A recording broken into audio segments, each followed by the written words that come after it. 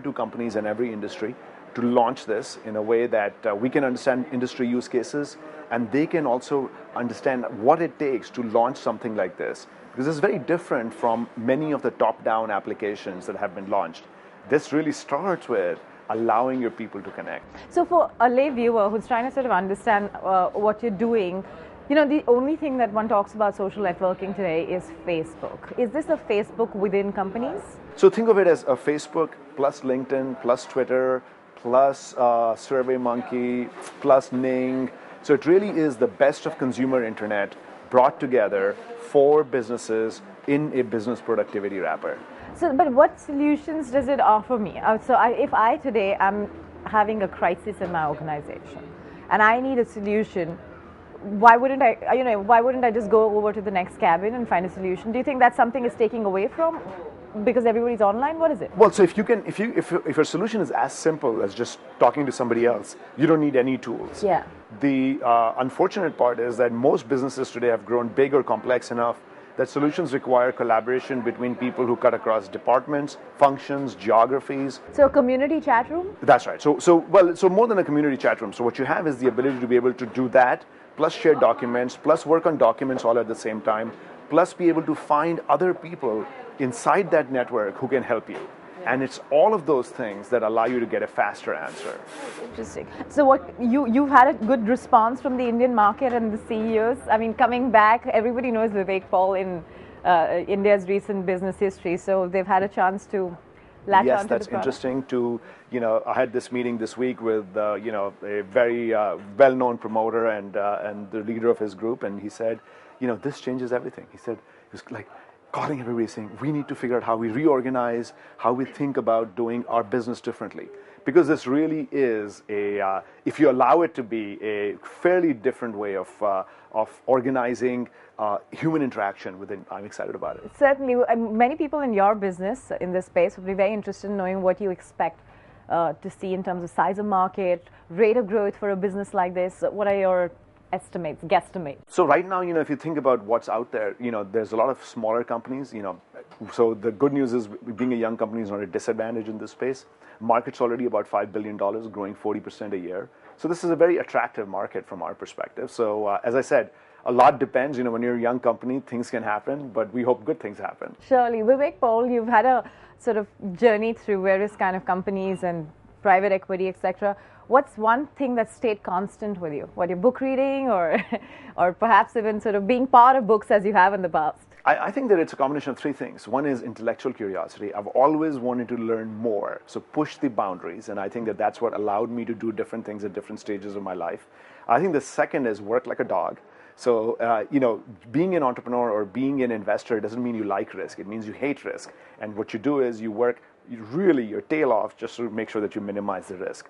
And the third is have that knowledge of yourself to know what is right for you at the right time. I think people tend to fulfill their roles and lose their own personas, and lose their own persons in the persona. I want to make sure that I don't do that. Okay, interesting. So you've been spending most of your time at Silicon Valley right now. That's right. That's right. And right there, as you sort of see yourself looking at newer ideas, we were talking about biotech, clean tech earlier. Is this a space that you're likely to do some stuff in as well? Well, so while I was at TPG, I made investments in synthetic biology. I made investments in. But now, as Akansa? Right. So as Akansa, yes, I think that what we're doing is looking at institutions in India actually, which may be interesting. And there's actually a couple of spin-outs of larger companies that look interesting. And that's something that we're very interested in. Also taking a look at a clinical research outsourcing company as well. So in the biotech space and the clean tech space, I think a couple of interesting things. How is Akansa Capital funded? It's just yours? So basically it's funded through myself as well as getting investors that are outside. It's not a pure fund format. So it's an informal fund. So it really is getting external investors, but more deal by deal. Okay, interesting. We're going to be, of course, talking about a couple of other interesting aspects of his life in Silicon Valley, getting to meet people, brainstorming, etc. But I want to ask Vivek here. One of the reasons why we've been at a bookstore is because not only does he love to read, but he also, if at all would write, would be a science fiction? What is it that you're sort of hot on? Well, I think that, so I don't want to write autobiographical stuff. I don't want to write a how-to book because I think that, that's, whatever knowledge I have is available to anybody who asks, so that's fine. So what I want to do is use the story as a metaphor to get into your mind. So I want to use either a science fiction or some way by which you let your mind be open and be able to then think through what are the principles that I want to share that allow them to sink in a deeper way. Language is a useful communication device, but it also blocks our brain. So, what have you been reading lately? Because I'm sure that's having an impact. Well, so you can think of my life as being either exciting or boring. I only read nonfiction, and so the last 2 books I read were Wetware, which is a survey of molecular cell biology, what's going on out there, which was fascinating, and I loved it, and gives me a lot of good ideas for investing.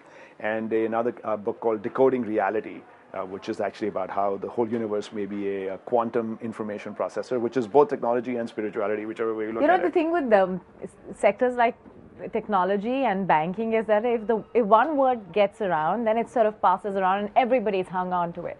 Which is the one book that's making all the noise in Silicon Valley? Like, in investment banking, we're seeing a lot of recent books on this crisis. Silicon Valley looks down on books. By the time it's published, it's old. So you have to recognize that the currency is conversation. The currency is talking to each other and learning about what's new. The currency is reading journals and trying to see what interesting ideas are coming out of academia. So if it's in a book, nobody in Silicon Valley is reading it. So if conversations are currency, we're going to find out from Vivek Paul, how is he making all his money, and that's coming up ahead.